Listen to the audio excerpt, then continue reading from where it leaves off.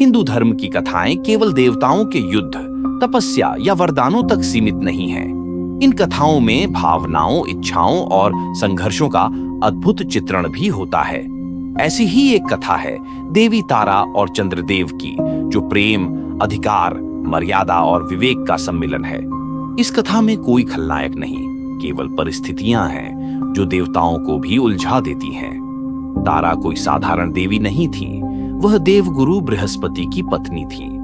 बृहस्पति स्वयं ब्रह्मा के पुत्र और नवग्रहों में सबसे पूजनीय माने जाते हैं। वे धर्म, नीति, तप और बुद्धि के प्रतीक थे। उन्होंने देवताओं को असुरों के विरुद्ध रणनीति सिखाई थी। वे गुरु थे इंद्र के भी और गुरु थे देवसभा के।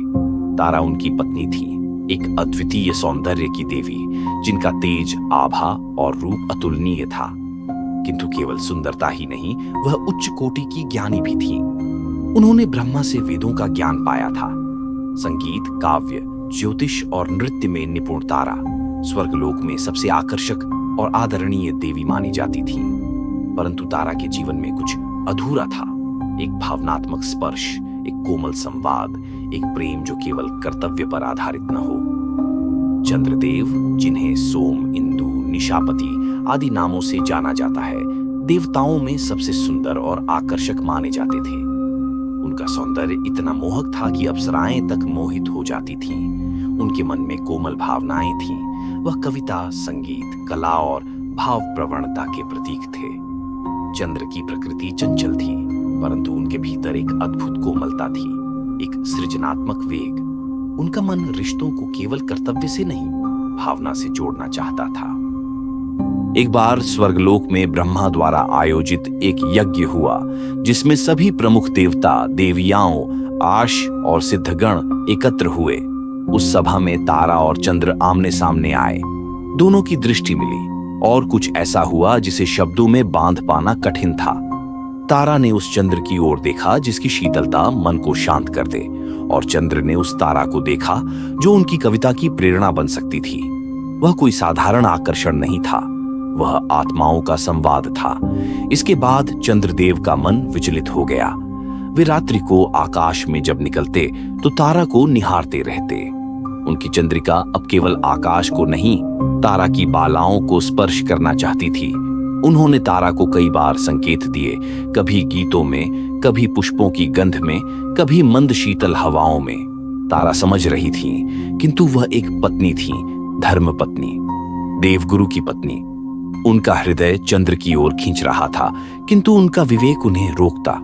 परंतु प्रेम विवेक से बड़ा होता है, और एक दिन तारा ने अपने हृदय की आवाज सुनी। एक रात्रि जब स्वर्ग में रात्रिचर अप्सराएं नृत्य कर रही थीं और देवगण यज्ञों में रथ थे, तारा अपने महल से बाहर निकली और चंद्र के रथ की ओर चल पड़ी।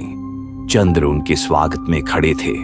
उन्होंने तारा का हाथ थामा और वे साथ चल पड़े। यह केवल एक स्त्री का पति को छोड़ना नहीं था, यह ब्रह्मांड की मर्यादा पर चोट थी। देवताओं में खलबली मच गई। जब देवगुरु बृहस्पति को झांत हुआ कि उनकी पत्नी तारा चंद्र के साथ चली गई है, तो उनका क्रोध शांत नहीं रहा। उन्होंने इस कृत्य को अपमानजनक और अधार्मिक घोषित किया।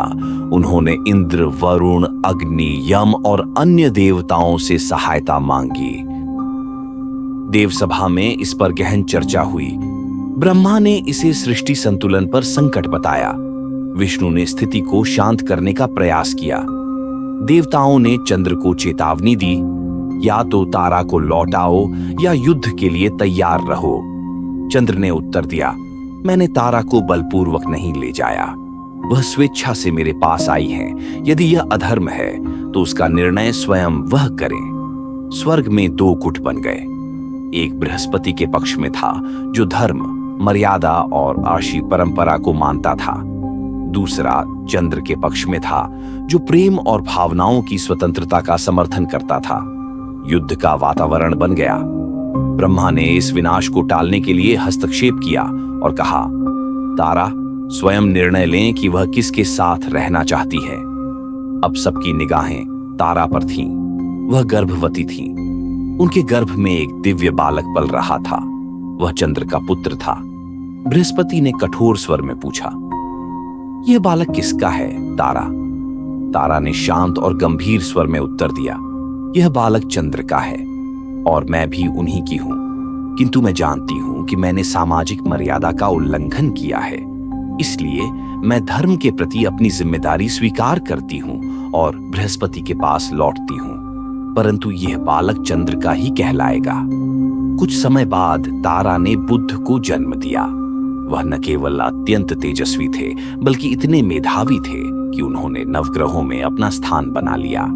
वे चंद्रमा के पुत्र कहे गए, परंतु बृहस्पति ने भी उन्हें शिक्षा दी। बुध का व्यक्तित्व चंद्र की कोमलता और बृहस्पति की गहराई का संगम था।